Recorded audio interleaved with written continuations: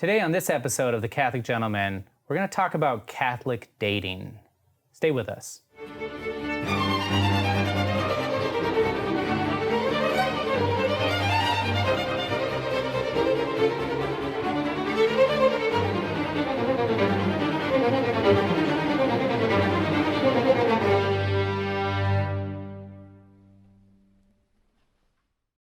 Today's handshake or manly virtue, we're going to talk a little bit about risk-taking.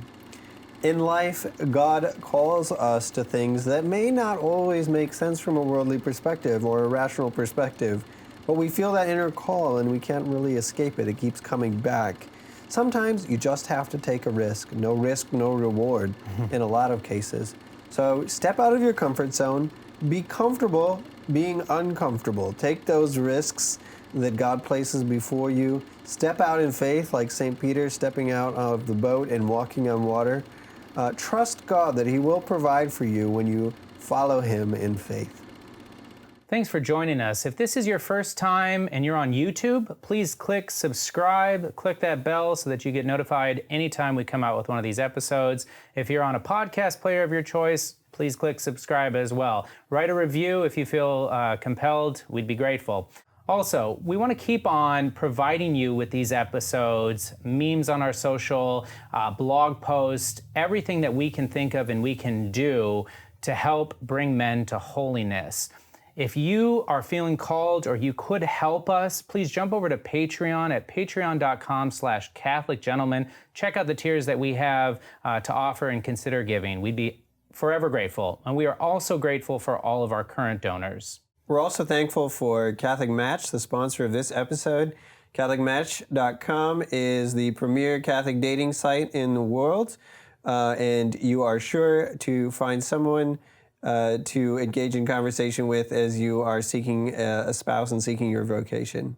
So Sam and I both have our own experiences in life of dating, starting sooner, starting later. I know that I started dating really near the end of high school, and it was before like Kiss Dating Goodbye and all these books came out that tried to definitely not speaking with the mind of the church, but speaking with like a certain sense of logic and a certain experience that people had in dating and just kind of the difficulties of it. And, you know, I think the final line was, if you're not ready to get married, you shouldn't be dating. And I personally don't disagree with that. Yeah, there's truth in that. Yeah, exactly. And so I started dating briefly in high school, ever so briefly, and then I actually was discerning marriage with an individual in college. But one thing led to another. I found my wife a few years later, and that dating experience was exactly what it should be: pure, beautiful, and just anointed. I was so incredibly grateful for God bringing her to my life. Yeah, well, it was a very similar situation for me. I always felt a really strong desire to get married. I just knew that was my vocation, really. Even before I was Catholic, I just knew I wanted to be a husband, I wanted to be a father, I wanted to have a family. And I remember telling my mom in late high school, like, I'm going to be married by my sophomore year of college. And she's like, no, you're not. You know, like, you're going to finish your degree. But the point was, I had a really strong desire to get married. And through college, I always thought I would meet somebody. But I had one serious dating relationship. It lasted about a year. We were just getting to the point where we were thinking about marriage, and then things started to break down. So my couple more years went by, and I was getting near the end of my college experience and thought, I haven't found anybody yet. I went to a really small college, so that didn't help. But then I decided to try out this strange thing called online dating that, was, kind of had a sketchy reputation sometimes. But I found a little Christian dating site. I wasn't Catholic at the time. And it was real small. I thought, well, these are devout Christians. I mean, probably safer than, Match.com or something like that. So I decided I'd try it out. And shortly thereafter, I met my wife, and that's kind of a whole long story. I might share a little bit more about that later. But we ended up moving very quickly and being married within a year. And we've just been married for 11 years now almost. Praise God. And I appreciate you bringing up vocation right away, Yeah. right? And I know that that's what Catholic Match is trying to do, is help people find their vocation, right? Right. I was actually strongly discerning the priesthood. I was on different vocational lists and discerning with actual vocation directors, and so I didn't have that sort of passion and calling. And when I met my now wife, she asked me what my vocation was. And I was actually on vocational list, discerning, and I was like, oh, because she was attractive and I was really interested. And I was like, now I'm going to tell her that I'm discerning being a priest, and that's going to chase her away. And so, but God has a plan, because I was discerning a priest. Like, truly, I wasn't dating for many years while I was discerning this. And then she came along into my life, and just really, it became like a sincere knowing that I was called to marry her, to be married with my bride and my wife. And I couldn't be more grateful. But it's such an important topic of vocation and discernment, because in my ignorance, I'll be honest, I was looking for that lightning bolt. Like, Right. I needed God to tell me, you are called to the priesthood. I needed like some whirlwind experience about me. Like, I was on my knees at a church and nobody else was around. And then all of a sudden God came to me and said, John, I'm calling you to be a priest. And or an airplane writes in the sky, exactly. John, the priesthood. That's right. And that's what I was looking for. But there really is this cooperation, right? This relationship with God that we have in discerning our vocation. And so I think that is so important to just start right out, is that if you are starting this relationship with God to discern your vocation, you're feeling called to married life, well, you got to learn how to date. Right. Got to learn how to ask. So yes, and I that's really where I want to start the conversation, is with how do we discern our vocation. A lot of guys, just like unlike me, they don't feel a clear pull in any one direction. They don't feel called to the priesthood. They don't necessarily feel called strongly to marriage. They just don't know. They know that God's got something for them. Well, and that's where I think discernment is 9 times out of 10 determined by action. Yeah. Until you take a step, you'll never know. Yeah. And I think a lot of guys are paralyzed with this uncertainty and this fear of finding the wrong vocation. God's not cruel. He's not going to do that to you. Just step out in faith. Yes. Inquire at a seminary. If you're not sure, inquire with a religious order. God will make it clear. If you're on the other side, feeling maybe a slight attraction to marriage, well, you find a girl you're attracted to, ask her out. Yeah. But the truth is, you're not going to know until you do something. That's so right. just act. I think that's one of the most important things I would leave with any guy who's not sure about their vocation, is just do something. That's right. And God will do the rest. He'll meet you halfway. I couldn't agree more. And we're going to come back to this frequently in this episode, is this idea of action. And if, I'd like to bring up, all the way back to Aristotle and Aristotle's Nicomachean Ethics, right? He talked about the builder learns by building, the musician learns by playing a lyre, so must we learn by our action, right? And I just really want to call men to action. You and I both see it. We see a lot of young men that are paralyzed to inaction out of fear. Yeah. Right? Right, exactly. And that fear of a woman letting them down, or them being turned away and saying no, causes them to do things like what's called sneaky dating these days. And those single people listening know what that is, but that's the idea of like going out with friends, but asking them along, but not formally or directly asking them that you would like to go on a date with them. And so then the girl in this situation is led confused and is looking for clarity and wondering, is this a date? Is it not? Should I stick around him, or should I talk to his friends? These things need to be avoided. Yes. Avoided by specific and intentional action. Yes. I know. I think there's so many guys out there who just want girl friends in a very generic sense, where Like, well, she's cute and we have a connection, but I'm not going to actually take the risk of asking her out. Yeah. So I'm just going to like hang out a lot with her. Well, I'm sorry, that's a cop out. Come on, man. Cop out. Yeah. Like, step up, take action. Ask her out. She says no, okay, but at least you knew you took the risk. And I think that kind of gets to the core of why a lot of guys don't take action. They're afraid. They're afraid of rejection. Yeah. Oh, I just couldn't handle it if she says no. Why? Like, what's the big deal? She's just not the right one for you. That's okay. That's right. Just maybe somebody else out there. Yeah. You never know. Just ask. If you feel that attraction, just ask. Yeah, and if you don't, somebody else is going to. Yeah. And so, I use this phrase, or I like this phrase, I brought it up before, but the idea that nice guys finish last is really the battle cry of a coward, right? Yes. Because they didn't have the time to take action. And so this is all fine and good for us to talk about, people who took action and are blessed with our wives. But how do we talk to, or how do we help somebody who is paralyzed by that fear, right? By that lack of courage and that lack of confidence, right? And they see a woman saying yes or no as kind of their self-worth or their self dignity even, is if she says no, then I somehow am useless. Well, Yeah, right. Well, and I think there's two ways of approaching that. Yeah.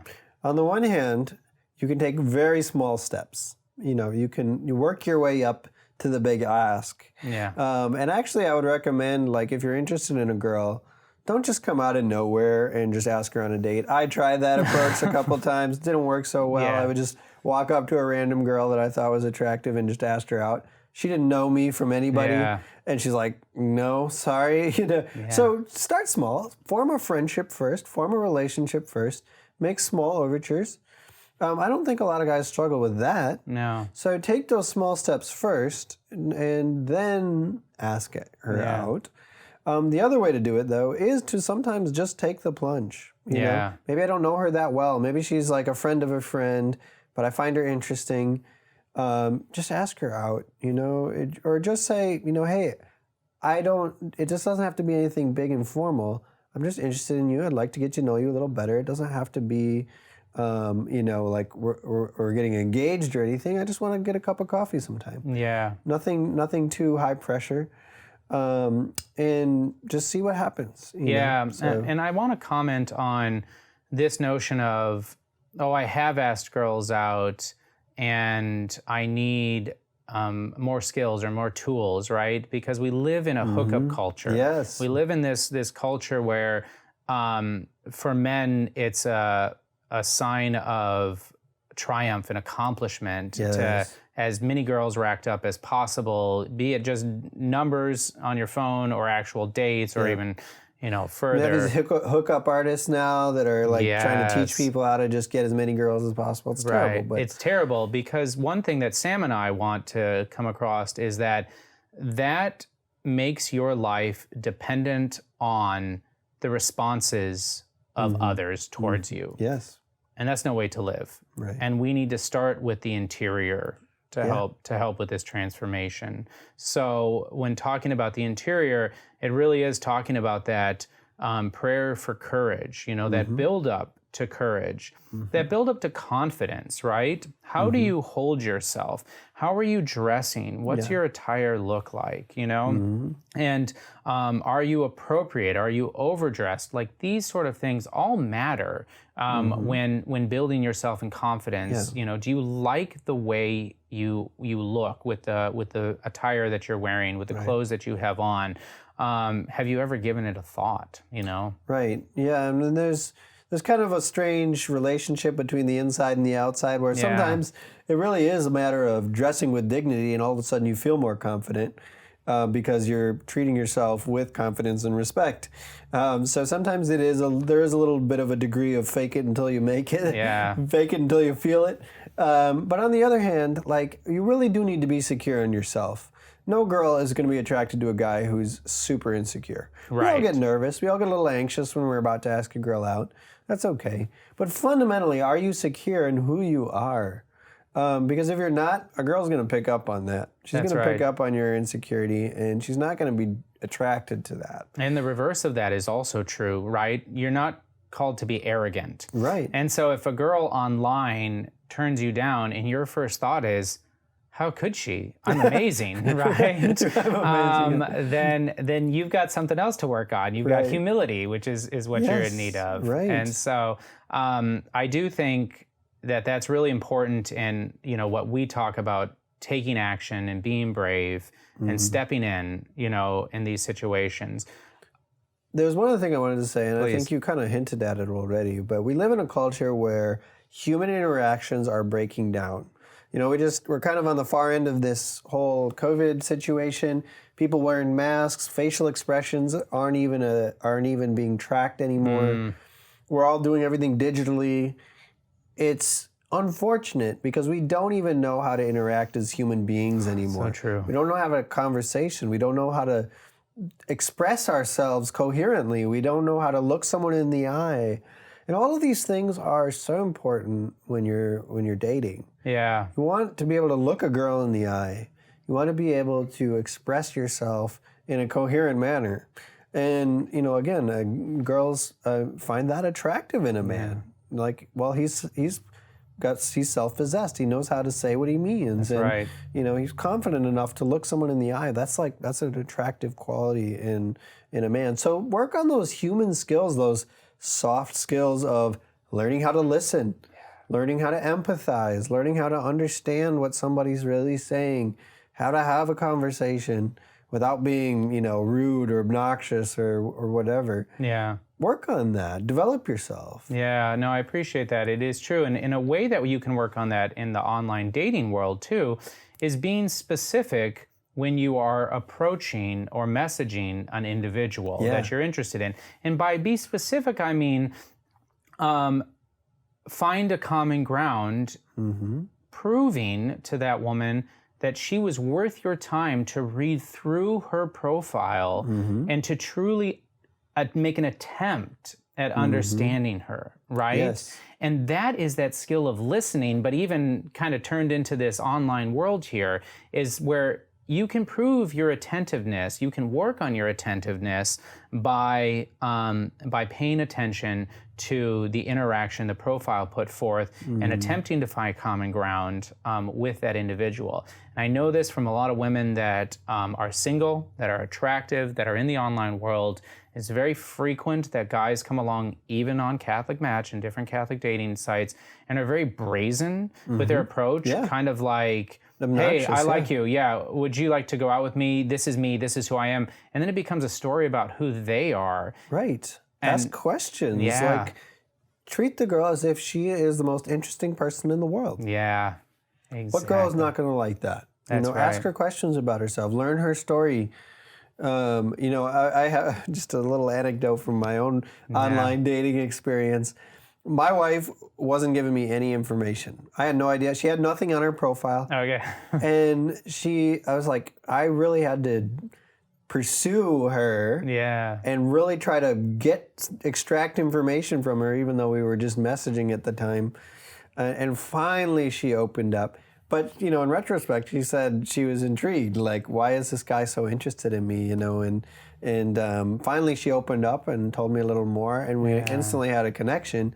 But I had to do a little bit of, put a little effort into getting to know her.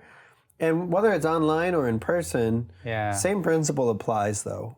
Treat that girl as if she's fascinating. That's right. Because hopefully she is.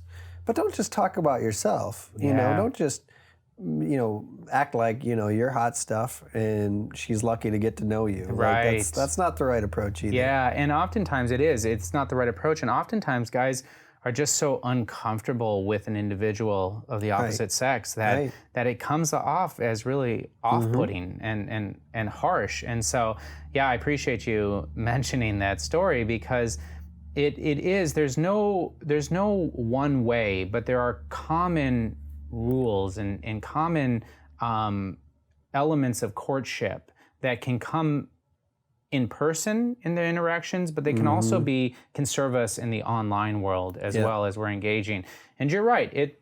I struggle with the amount of disconnect human beings have in our incarnational selves these days because of a cell phone, right? Yeah. We can be cowards, we can be bombastic, we can be duplicitous, we can be whoever we want to be in that online world, including in the online dating world, and we become in a way desensitized to reality. Yes. And that's a shame, and it's something that gentlemen have to work against. Yes. Yes. Take those in-person interactions seriously. Even though I met my wife online, we had met in person within 2 weeks. Yeah. And I feel like, that was unusual, I would say. But at the same time, like, realize that even if you're dating online, that should be a temporary thing. I know some people who have just messaged for literally like 4 or 5 years with somebody in online dating, and they've never even met in person. They're almost just using that person for emotional intimacy with no intention of taking that anywhere. That's not fair. Yeah. That's really unfair to that other person. Realize that this has got to move towards that in-person meeting at some point. Yeah. Whether that's sooner or later is totally up to you, but hopefully make it a goal. The other thing too is, let's talk about a first date, okay? Let's say a guy says, finally working up the courage to ask a girl out. Let's talk about what you should do and shouldn't do on a first date. Yeah. One thing is, when you're going to ask a girl out, make sure you're dressed well. Yes. Like, make sure you're well groomed and cared for. I mean, I've seen guys in like shabby, faded, ripped t-shirts, flip-flops, board shorts, and like basically what they're communicating is, my number one value in life is comfort. It's comfort. That's right. I don't care about you. I don't care how I present myself to you. You have to come down to my level. I'm not going to go rise to your level. That's for sure. And it communicates something significant to that other person. You're not worth any effort. You're not worth any of my time. And so step one is take care of yourself, dress appropriately, show respect to that person that you're about to ask out, because it's saying, I want a relationship with you, and I'm going to show you that you're worth the time. That's right. And every situation can be different, right? And I would encourage a first date being something that's 60 to 90 minutes, right? It doesn't have to be long. It's getting to know, especially if we're coming from the online world to a first in-person meeting, right? Mm-hmm. It can be, I know COVID, this has been a big thing of like a walk around the park outside, because it's the only way everything was closed. So it doesn't have to be a long engagement. It can be something, an hour to an hour and a half. But even in that setting, still pay attention to what you're wearing, right? A t-shirt, just a ratty t-shirt, but just in general, a t-shirt is not a good first impression if you are trying to indeed court a woman and win her hand, in marriage or win her affection. And so that's incredibly important. Grooming, exactly, right? Maybe you were hanging out with your friends all day and you got a little sweaty. Well, find a situation or find a time to quickly put yourself together, right? Yes. Bring wipes in the car with you and deodorant, if that's what you need to do. Throw on a polo shirt instead of a t-shirt. But it shows the woman in this situation that you care enough about her and that relationship, whether it ends after or continues on that first date, right? Right. Is that women deserve, with their dignity, they deserve our respect. They deserve our attention to these details. Yeah, right. And another tip, I guess, is just be mindful of your manners. Okay, so one of the hallmarks of a gentleman, what separates a gentleman from perhaps other kinds of men, is that a gentleman is sensitive to the needs of others. I just think that's a fundamental rule. I agree. And you are not so concerned with yourself, you're concerned about helping and serving others. And when you are with a girl, hold the door for her, obviously. Yeah. If you're driving her somewhere, open the door for her on your car. let her order first. Yeah. Ooh, let her order first, right? How Yeah. often would something like that go unnoticed? Yeah. Exactly. Maybe even go the extra mile and pull her chair out for her at the restaurant. Yeah. Not because she can't do it for herself, Right. but you're showing her that extra respect. We live in such a boorish, rude, crude culture Yeah. where everyone's about my needs, my wants, my interests. I think any girl, when a guy shows serious care and courtesy to her, goes out of his way to show manners and respect for her, I think any girl's going to be impressed by that. Agreed. I think we skipped over something here that just occurred to me. When you first meet her, compliment her. Yeah. Right? So we're talking about bucking gender norms and not worrying about that, being a gentleman, right? But also when you first meet her, be specific. There we go again. That's specificity, you know, that be specific about something that you liked about her. Oh, she's very attractive. Oh, you know, wow, it's amazing meeting you in person, if that might be the case. Or if you already know because you became friends and you go on that first date, I don't know a woman that doesn't greatly appreciate being complimented, and not just a generic compliment of like, oh, you look wonderful, but like something specific. Yeah, you know? like I like your dress, or like that color really suits you, or something like that. Something appropriate. Yeah. Not crude. We're not going to say something like I like your legs. That's right. We're not going to be, Wow. you know, Exactly. Yeah, we're going to be appropriate here to the situation. And again, it's showing that you're paying attention. Yes. You're not, you know, lost in space somewhere in your thoughts or whatever. You're paying attention to her. Yeah. And again, look her in the eye when you say it. Don't mumble. Yeah. Again, that just communicates I have no confidence in myself whatsoever. That's right. Speak clearly and articulately. Look her in the eye and say it like you mean it, because you should. That's right. And so I think all these things are just really like skills that are about a human interaction. Yeah. And it's something that we have to work at these days because, like I said, we live in a virtual world 9 times out of 10 where we're Skyping, we're Zooming, you know, we're on Facebook, we're on Instagram, we're on, you know, TikTok or whatever the thing is these days. And, you know, people don't know how to interact with each other anymore. And to that point, I'm glad that you mentioned that. On a date, don't keep your cell phone on the table. Yes. Right? Show her, even if she does, and don't judge her if she does, right? This has become a social norm where we take the phone out and we just keep it on the table, right? Yeah. But it actually changes the psychological dimension of the research relationship. on this, yeah, exactly. And so keep your phone in your pocket or in the car, right? Yeah. We live for generations without a phone connected to us. And there's nothing in that situation more necessary to your attention than her, than engaging and interacting with her. If she's somebody who's on her phone all the time, you know, then maybe that tells you something, you know, that this is not meant to go further. But be the example, but also more importantly, be the gentleman of not leaving your phone out on the table, but keep it in your pocket or keeping it in your car to really show that your time, there's nothing more valuable to your time than that situation right there with her. Yeah, and, you know, and I can't emphasize enough just the importance of manners like that. Just what that communicates is, you are my priority. And this should go throughout the whole date. She's the most important person in the world to you for those 90 minutes or whatever it happens to be. Right. And what there's other forms that this can take. If it's cold outside and she's got, you know, a short sleeve dress on, you know, give her your jacket. Give her your suit jacket. If it's pouring rain outside when you're leaving the restaurant or wherever you're in your date, you go get the car, you leave her there, and you come back and pick her up. You know, you show her all these signs of little courtesy and respect. You got your full attention for however long that date lasts. Yeah. And again, what girl wouldn't be impressed by that? Yeah, agreed.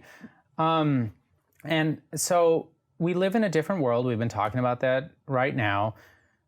Is it appropriate to follow up if you're still interested? And in fact, I heard a woman tell me once that she loved clarity provided at the end of one of her dates, where the man, who they really hit it off, said, I'm going to call you in 5 days.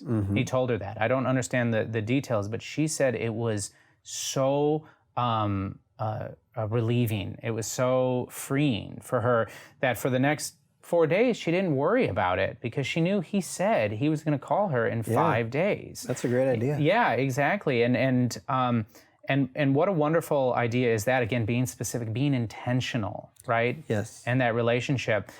I want to talk briefly about the follow-up call. If you are interested, first and foremost, if she's not interested in you, read the signs. Your self-worth and dignity are not dependent on this going to the second or third date. You can't force it. Yeah. Correct. But what are your thoughts about texting a follow-up versus picking up the phone and calling a follow-up? Yes. Well, and that's the thing, is that texting always feels safer. Yeah. It just does. For sure. But I think you should at least attempt a phone call. If she doesn't answer, then perhaps you can follow up with a text. I like that. Or you can leave a voicemail. But I think following up with try that more personal contact first. But perhaps she's not comfortable with that, so follow up with a text. Yeah. But don't force it. Don't keep calling her. Don't call her 10 times in a row. Yeah. You know, something like that where she's just going to be completely overwhelmed and terrified by you. You know. That's right. But then give her a few days. If you don't hear from her, don't harass her, but maybe just follow up again one more time. But then after that, like, just take no for an answer. You know. Agreed. Just respect her no. Respect her will in the matter. That's because right. it is a dance between two individuals. It's not something where, you know, you have to, you know, divide and conquer and find her or persuade her at all costs. Like, that's not how this works. That's right. You're trying to get her attention, yes. But if she's not interested, she's not interested. That's right, exactly. I like everything in moderation, really, right? That goes right back to it, is that in your attire, be moderate in your attire, but take time to think about your attire. And that first date, be moderate, you know? I mean, there are definitely unique situations where you would take her to a 3-hour opera if you were both opera buffs, you know, or something like that. But generally speaking, a walk around the park and a coffee or something like that can be a great first impression. The follow-up, right? Doesn't need to be elaborate. You know, you're not doing 10 texts and 10 phone calls. Yeah, exactly right. I think that's really important, is that moderation. Yeah. Yeah, and I think too, let's talk about it a little bit further down the road. Let's say you've had a few dates or you've been dating for a month or 2 months or 3 months. Like, I think at some point, you don't want to overwhelm somebody and scare them off, but I think at some point you need to have the conversation that, look, like, I'm dating to get married. Like, and you don't have to be so blunt. You can be a little sensitive about it, but make it known that your intention is marriage. Yeah. That is the goal of your dating relationship. We do live in a hookup culture. We do live in a culture where friends with benefits or whatever. That's right. It's very sad, but it's the truth that a lot of times people will use one another to meet their emotional needs and try to use each other sexually or whatever. Yep. But it's completely wrong to just use somebody like that. That's right. And even if you're not sexually active, people can still use each other emotionally. That's right. Well, I just like having that special someone that I can text or hang out with or whatever, but I have no intention of marrying them. Right. And these relationships drag on for 2, 3, 4 years. Where is it going? I don't know. Is he going to ask me to marry him? I don't know. Right. Immaturity. It's totally unfair. Yeah, I completely agree. It's incredibly immature, for a man to do that. I like that. It can be natural. It doesn't have to be forced, but we only live once, right? And you not only are needing to know if this is something that she wants to pursue at that time, but also something for yourself, right? That clarity can be provided. And I think it is really important, yes, to make those intentions known, because if she is not looking for a spouse or to take it to the next level, then that can be a wide open clue for you. Yeah. And I'm going to be as bold to say that commitment is liberating, right? Yes. Commitment is freeing. Yeah. And so don't be afraid of that. We take that balance. We have to be brave from the first time we see her profile picture, if it's in the online world, first time we see her at a Catholic social event, a gathering, or, at a friend's house, we have to be brave and be confident through the first date, through the follow-up, 3 months later. Yes, exactly. And two, I think, why is this so important? Why are we spending a whole episode just talking about dating? Yeah. Because marriage is a vocation. Marriage is a sacrament. And it's no less important to the life of the church than the priesthood or religious life or anything else. We need married couples. We need holy Catholic families. And it pains me to see a lot of, eligible young Catholic men, a lot of beautiful young Catholic women just completely uninterested in each other or not asking each other out or not, pursuing the vocation of marriage. It's a sacred call. And our world is hurting. Yeah. Our world is hurting. Families are breaking down. Yes. People are lost and confused. Children are being kind of chewed up and spit out by the broken world that we live in. That's right. We need holy Catholic families. Yeah. So take it seriously. Get married. If you want to save the world, get married and have a family. Yeah. Like, take it that seriously because that's countercultural, I tell you. I know. Yeah. Swim upstream. That's right. Take that risk. And this isn't just about, having fun dates and stuff. This is about discerning the holy vocation of marriage. That's so take right. it that seriously. Yeah, I completely agree. Also, if you're a guy who doesn't know where you fall in that moderation pendulum swing, like do you come across as arrogant and brazen? Do you come across as too timid? Why is she going out with him, and not me? You need to find a close friend and be very honest with him, and don't have a friend of like, oh, don't worry about her. There's plenty of other fish in the sea. Or that's something, right? Get down to the nitty gritty about how you appear in front of women, right? Find a friend that can be honest with you and say, yeah, sometimes you talk way too much about yourself, you know? And that doesn't mean that he hates you or that you guys, need to separate a relationship. It means that he's helping you out and finding that relationship, finding that friendship that you can better see yourself through the eyes of others can be a really excellent tool for growth and virtue. Yeah. Right. And I think too, back to our conversation with Mr. Brad Miner, about being a gentleman and develop yourself. A lot of girls get fed up with guys because they say, well, guys are just shallow. Yeah. And a lot of times it's true. All I care about is like beer and sports or whatever, and it's terrible. Yeah. If you like sports, awesome. But read a good book, read a classic novel, or go out and do something else that shows that you are a well-rounded individual, that you're not just one-track mind. I think, again, girls want somebody who knows a little bit about theology maybe, and maybe knows a little bit about literature or whatever. Like, what girl wouldn't be impressed by that? Yeah. So show that, you're a little more well-rounded, develop yourself. Brad Miner was talking about, like, he does martial arts, but he was also a book editor for years. Right. He knows how to dress well. Loves museums, museums and history. And, like, the more well-rounded you are, the more nuanced you are as a man, the more desirable, rich and complex you are, the more a girl's going to find that attractive. And it just gives you confidence as a man, too. Right. Like I don't know just, the NBA scores.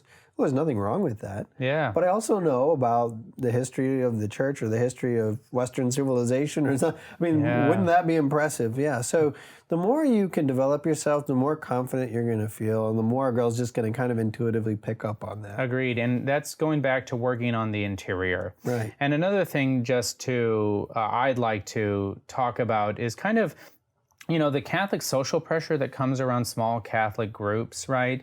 Where it's the idea that these two people have gone on 3 or 4 dates, don't ask them if they're going to get married, right? Right. Don't be that person who is butting into their, relationship life, and this is talking about kind of the Catholic social circle, right? We get into this situation where we feel like there's one way, the right way, and by the 3rd date, you should know whether this person is ready to have, a family with you and to die with you, and it just doesn't happen that easy and that cut and dry or cookie cutter. So I encourage those of you who have friends that are dating to encourage them, to pray for them, but don't don't make it awkward and uncomfortable for them. Yeah. So.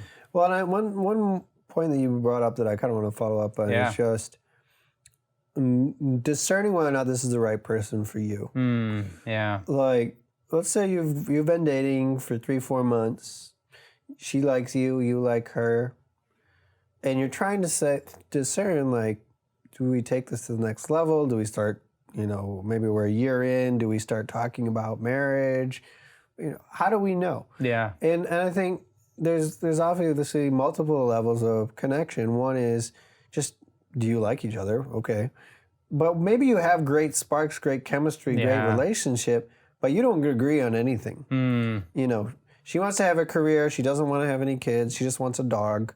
You want a big family, or maybe it's vice versa. Maybe you don't want any kids and she does. Like, well, okay, you have to have those serious conversations. There are some differences that are not solvable. Yeah. On the other hand, there are lots of differences that are solvable. Yeah. Maybe she likes Mexican food and you like Indian food. Yeah. Okay, well, you can live with that. You can work with that. Yeah. But there are some fundamental values that you have to agree on. Yeah. Is the Catholic faith important to you? That's right. Maybe they're just a nominal Catholic and they don't take it that seriously, but, whatever, they're fine with you being devout. Yeah. Well, that's going to lead to some tensions later on in your marriage. So be attentive to those non-negotiables, those values that you won't give on. That's right.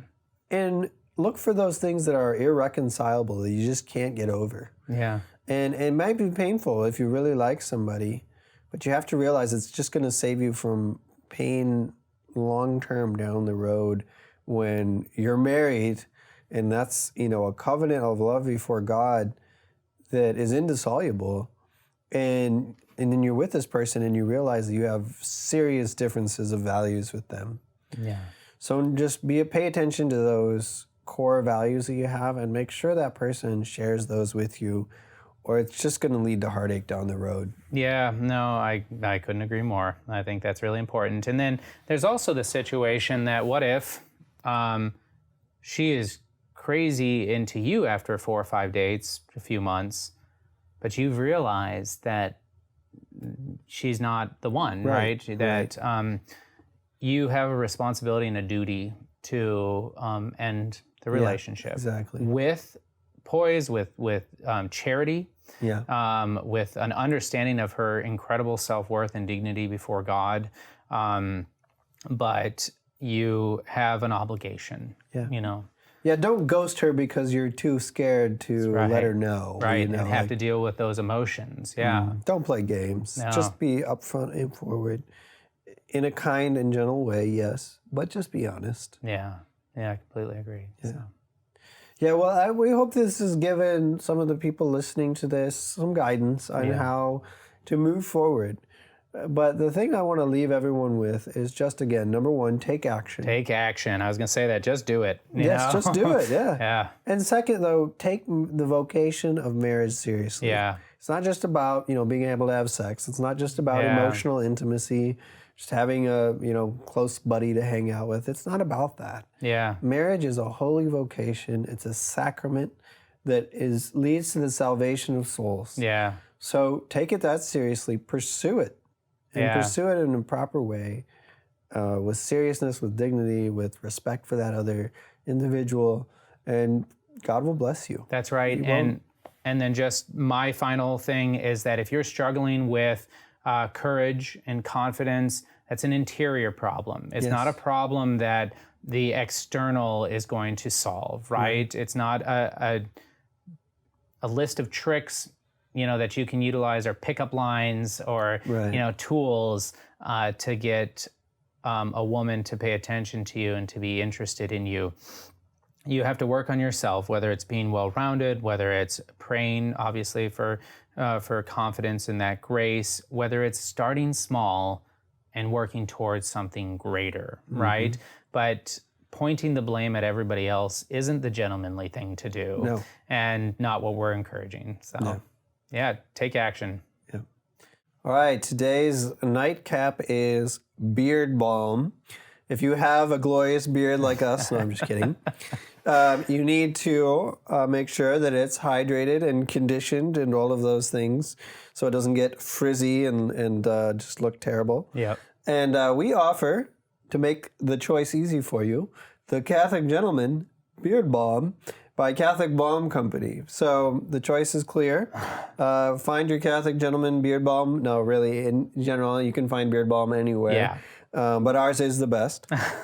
So be sure to find that and keep that beard feeling soft and not frizzy and scratchy. Yeah, exactly. For married men, the lady in your life will appreciate it.